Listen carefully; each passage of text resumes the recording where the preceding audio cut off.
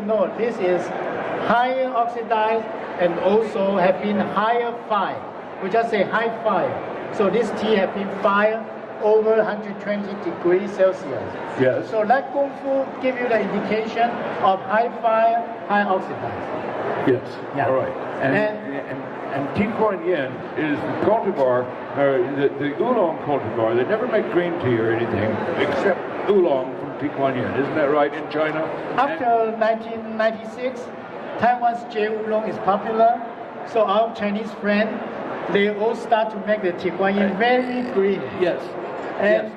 But it is the most widely grown cultivar for oolong that China has, and yes, now that the Taiwanese are making so much money on jade oolong, they're imitating Thomas, you see, and making a greenish Tea Kuan Yin, which is an oolong, but it's what you call the jade oolong, the greenish one. So nowadays, like on the catalog, a lot of companies, they offer the China Tea Kuan Yin. They will say green Tea Kuan Yin or dark Tea Kuan Yin.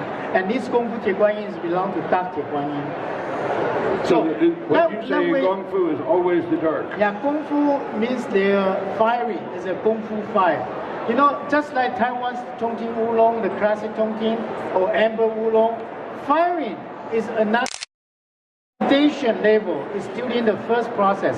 After the season is over, so we have all those tea, then we decide how do I take the tea to another level. So firing will be bringing. So that's the second level of craftsmanship. So we do the baking. Again, baking is never happened in green tea. If you ask me why green tea cannot bake, I will always say, you know, just like I don't add the sugar to my green tea. If you ask me why, I say, you know, try it yourself and let yourself to tell me. Because a green tea baking is no more as a green tea anymore. And black tea, you don't bake. Because black tea already fully oxidized, nothing left to be baked. So black tea, you bake it, you just waste the energy. You're not going to change the tea too much. So that's but oolong, yes, different. So after the season, when I say season, usually in Taiwan, it's about 10 to 14 days. From the first day of picking the leaf to the end of the leaf picking, usually about 10 to 2 weeks. 10 to 14 days. Yeah, 10 to 14 days for the picking. That's called one season. So one season is finished. During the season, you do the tea, so you do the whole process. You know, you do the outdoor withering, indoor withering, and you do the frothing, you do the tumbling, and then you do the oxidation, and then you do the fixation, then you do the drying, you do the rolling. The tea is done. So you save it there. Every day you repeat it. 14 days later, the season is over. So now, the tea master will say, okay, now let us decide this season's tea, how we're going to bake it. A lot of times you buy the tea, very easy to lose the freshness because the farmer have too good business. You know, they finish the tea the same evening, already like James already put the cash down. Said, Thomas, I just buy that tea. So I don't need to worry, I just buy that tea. And because James going to do, and he want to do the value added himself. So a lot of farmers selling their tea, you know, really didn't bake. But I encourage is, you really want to buy the tea, finish the baking. Because very important for oolong tea, if you don't bake it, you don't, stabilize the tea. The tea could change, just like green tea or just like Baozhong tea. They could change, you know, from one color to another color, from one aroma to another aroma, and from one flavor to another flavor. It just like few months later, the tea is totally changed. He's got a question for you.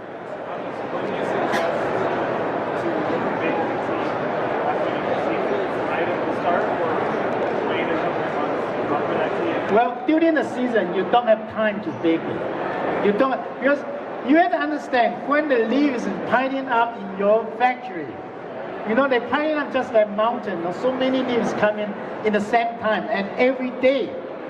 You know, that's why I say, you know, I buy tea, usually I buy the first 2 days. or the end of the season, the last 2 days.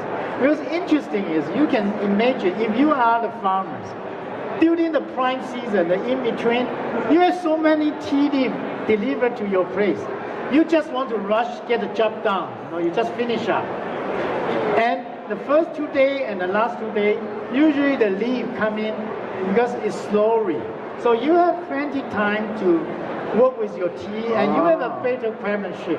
So nowadays, just like this gentleman, we encourage them. I buy tea, I like to know which day. Because I want to know your spring crop start from which day to which day. I will pick the first day, second day, and the last 2 days.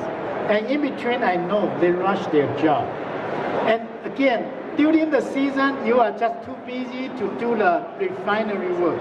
And baking, we crafted that after the season. We have plenty of time, then we decide. It all depends what kind of customer I have, right? Jury want to buy the tea lightly baked, so I will make how many for jury. And then that want the tea mid-fire. So I decide I will make how many. So you based on what you have, I see. and then you pay for the customer, pay for the market. So each farmer has customers in mind. Yeah. Or really, I mean, you are not the first day in business, right? For example, I'm the 3rd generation. There, Johnny is the 5th generation. So they know, they was really just know, and they already have established customers. For example, I walk around the booth, people say, where you sell your tea? I say, it's really imbalanced. I have so many friends, buying Taiwan oolong, and I don't feel that I need to compete with my friends and my customers. So it's very hard. But again, like every customer, actually, we try to make their tea signature. Even they are in the show floor, even they are J oolong, I will try, I give you certain cardamom, and I give you certain different things. I try to work with each customer to let them have some signature tea. Yeah, even it's the same, taste almost same. But I told them, if you really pay attention, this company and that company tea actually still different. You still can tell the difference. And ITI always buy the good tea. Thank you very much. yes. Okay, this is the Da Hong Bao now. Now we have Da Hong Bao. And Da Hong Bao, look at the color. How could this be black tea?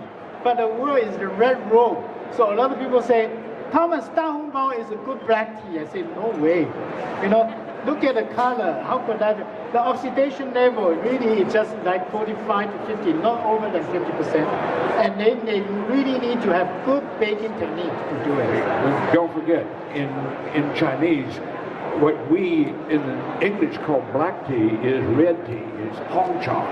So to call Da Hong, big red robe, it gives the impression to Chinese that, well, it must be black tea. Except, of course, it's such a famous oolong that all Chinese know that it's not a black tea.